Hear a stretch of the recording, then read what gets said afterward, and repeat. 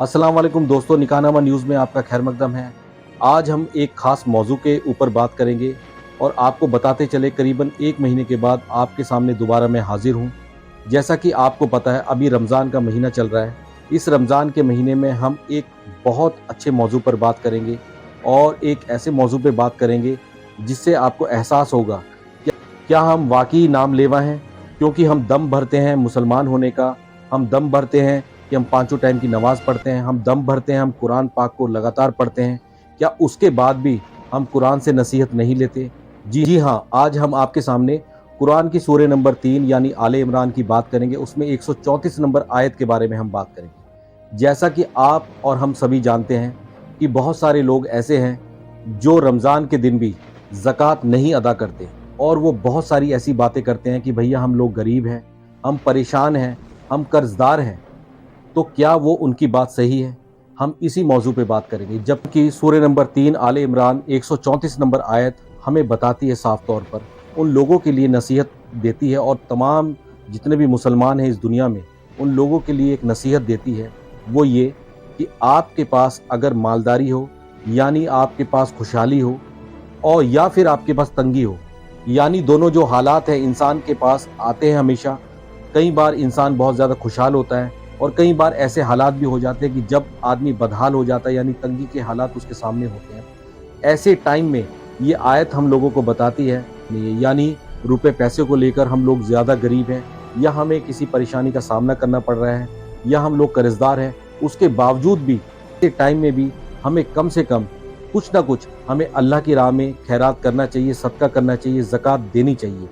तो आइए चलिए हम एक आपके सामने एक एग्जांपल देते हैं कि मानकर चलिए एक आदमी है जो कि परेशान हाल है और वो करीबन पूरे दिन मेहनत करने के बाद वो करीबन 500 रुपये का काम करता है, यानी 500 रुपये का वो काम करता है और अपने घर में 500 रुपये लेकर आता है।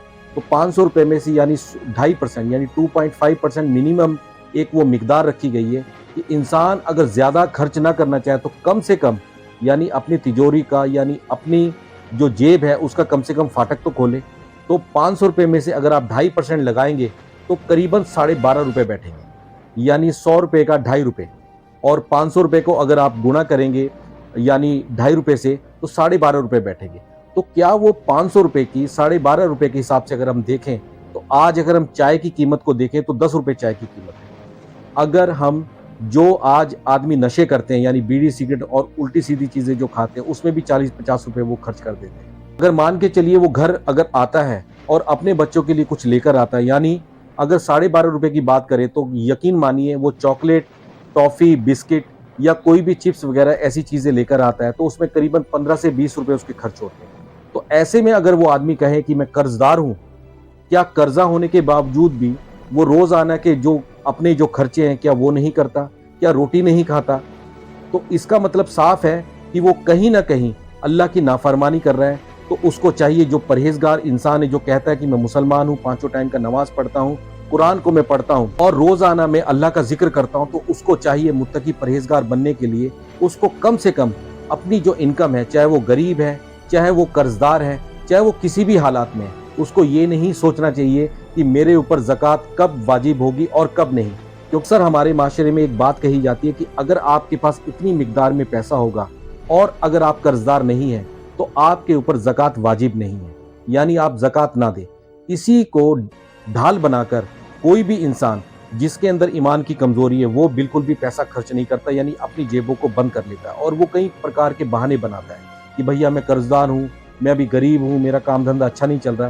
तो आप मान कर चलिए कि एक आदमी अगर 100 रुपये कमाता है तो क्या वो पूरे दिन में 2.5 रुपये फिजूल खर्ची नहीं करेगा? क्या वो बिस्कुट, टॉफ़ी वगैरह अपने बच्चों को नहीं देगा? जबकि ऐसी जो बाज़ारी चीज़ें हैं वो बच्चे की सेहत के लिए बिल्कुल भी अच्छी नहीं होती। क्या वो पूरे दिन में चाय नहीं पिएगा? क्या वो अगर वो एक मेहनत मजदूरी करने वाला इंसान है तो 80% जो पुरुष है यानी जो मेल है वो 80% जो है वो कोई ना कोई नशा करते हैं, चाहे वो बीड़ी सिगरेट का हो, चाहे वो तंबाकू का हो, चाहे वो किसी प्रकार का भी नशा हो, यहाँ तक कि वो 2 टाइम चाय भी पीते हैं। तो ऐसे में वो कैसे कह सकता है कि मैं गरीब हूँ, मेरे हालात बिल्कुल अच्छे नहीं हैं? तो मेरे दोस्तों, मेरे भाइयों, आपसे ये रिक्वेस्ट है कि देखिए रमज़ान का महीना चल रहा है, तो आप जितना भी कमाते हैं, बल्कि आप रोज़ का रोज़ यानी जितना भी आप कमाते हैं रमज़ान के अलावा भी आप जितना भी कमाते हैं उसका 2.5% मिनिमम यानी मान के चलिए आज आपने 100 रुपए कमाए तो 2 रुपए 50 पैसे निकाल के उसमें रख दें आप। कल को क्या गारंटी है कि कल को आपके पास 1 करोड़ रुपए होगा तो उसका 2.5% यानी 2.5 लाख रुपए आप नहीं देंगे। जब आप 100 रुपए में से 2.5 रुपए नहीं निकाल सकते तो क्या गारंटी है कि 1 लाख रुपए में से आप 2,500 रुपए देंगे। इसीलिए आपको कुरान की सूरह नंबर 3 यानी आले इमरान की 134 नंबर आयत को पढ़ना चाहिए, जिसमें साफ तौर पर लिखा है, आप स्क्रीन पे देख भी रहे होंगे, जिसमें साफ तौर पर लिखा है कि तंग दस्ती में और खुशहाली में दोनों हालात में इंसान को अपना माल खर्च करना चाहिए, क्योंकि अल्लाह ऐसे लोगों को बहुत ज्यादा पसंद फरमाता है। और बहुत सारी हमारी कुरान में